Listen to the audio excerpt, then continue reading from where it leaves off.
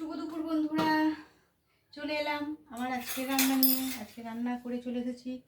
আর রান্না করতে করতে তো দেরি হয়ে যায়, জানোই প্রত্যেকদিন। কী রান্না করেছি তোমাদের দেখাই, চলো আজকে কী রান্না করেছি তোমাদের দেখাই।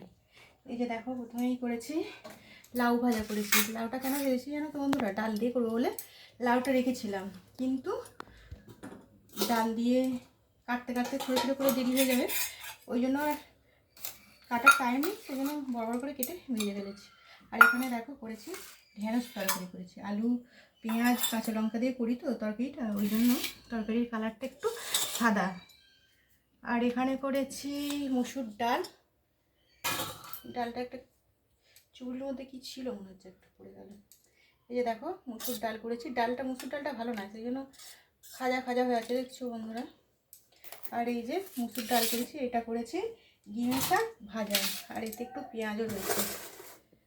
আর এই যে করেছি ডিমের ঝাল, টমেটো পেঁয়াজ কাঁচা লঙ্কা দিয়ে করেছি ডিমের ঝাল করেছি।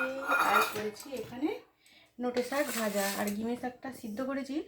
গিমে শাকটা আগে তুলে নিয়েছিলাম, আর সন্ধ্যের পরে আমার বড় এই শাকটা নিয়ে এসেছে, ওই জন্য কী করবো, দুটোই করে ফেলেছি। এটা আলুর সাথে মাখালে খুব সুন্দর খেতে লাগে জানো তো বন্ধুরা।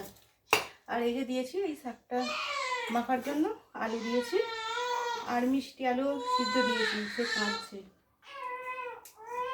এখানে এই যে দেখো মিষ্টি আলু সিদ্ধ দিয়েছি, আর করেছি গরম গরম ভাত। আজকে আমার দুপুরের এটাই রান্না করেছি বন্ধুরা, তোমাদের একটু ঝটপট করে দেখিয়ে দিলাম। আজকের মতন আমার ভিডিওটা এটুকুই, আবারও নতুন ভিডিও তোমাদের সাথে দেখা হবে বন্ধুরা।